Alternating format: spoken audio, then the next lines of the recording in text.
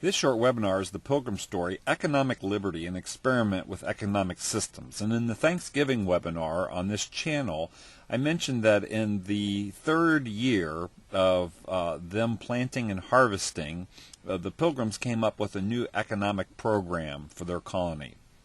So they began to consider how to raise more corn and obtain a crop better than they had done before, so that they might not continue to endure the misery of want. At length, after much debate, the governor, with the advice of the chief among them, allowed each man to plant corn for his own household, so every family was assigned a parcel of land according to the proportion of their number, all boys and children being included under some family, and this was very successful.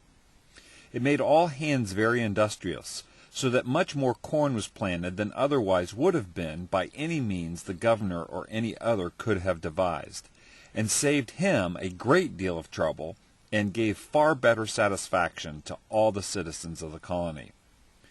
The failure of what they were doing before was that of communal service, an early experiment in communism, which was tried for several years and by good and honest men, and that proves the emptiness of the theory. So Bradford was saying here, for 2 years they tried to hold all planting in common, all the results in common, and then share those results in common, and it was an epic failure, and it proved the emptiness of this theory that had been posited centuries before by Plato and other ancients, and applauded by some people even in their times.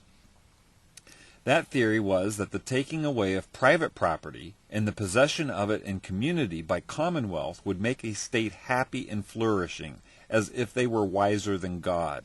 And so what Bradford is saying here is that this economic theory goes all the way back to Plato, of communism and socialism, holding things together in common and then sharing things equally amongst the people. And what it does is it's an unmotivator for people, and that's what their experience was, even though there was many that were high on that idea and thinking it was noble and right even during that period, even as we have people that speak about this utopianism in this day and age. In this instance, it was found to breed much confusion and discontent, and retard much employment, which would have been to the comfort and general and benefit of all. If all were to share alike and all were to do alike, then all were on an equality throughout, and one was as good as another.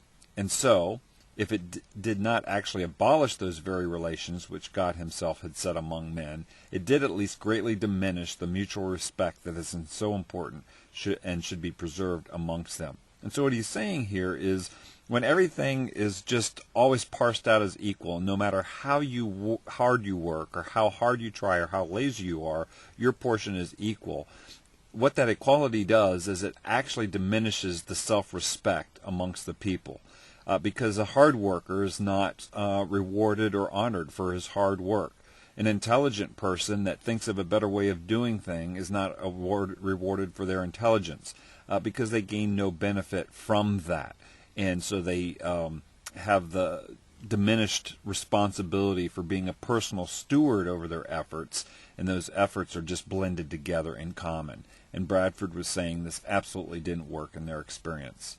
So let none argue that this is due to human failing, rather than to this communistic plan of life itself. By this time, and now he's beginning to share the results of this stewardship system. People would call it free enterprise. You could call it life stewardship. It's basically saying that people are fully responsible for the effort they put in and the results that are produced by that effort. And if those are eminently successful, then they benefit from that success. And so he says, by this time harvest was come, and instead of famine, now God gave them plenty, and the face of things was changed, to the rejoicing of the hearts of many, for which they blessed God. And so even though they reconnoitered together and came up with this plan, they're even giving God credit for letting their minds conceive of this plan and the results that it produced. And the effect of their planning was well seen, for all had, one way or another, pretty well to bring the year about, and some of the abler sort and more industrious had to spare and to sell to others, so as any general want or famine hath not been amongst them since to this day.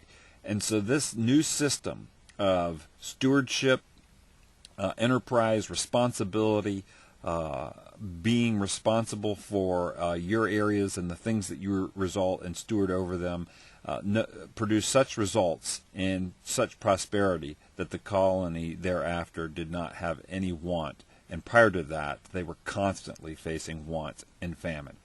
And so this economic story of 400 years ago in the Pilgrim story and their experiment with personal stewardship versus communism should speak to our hearts today. My name's Craig Seibert. Thanks for listening.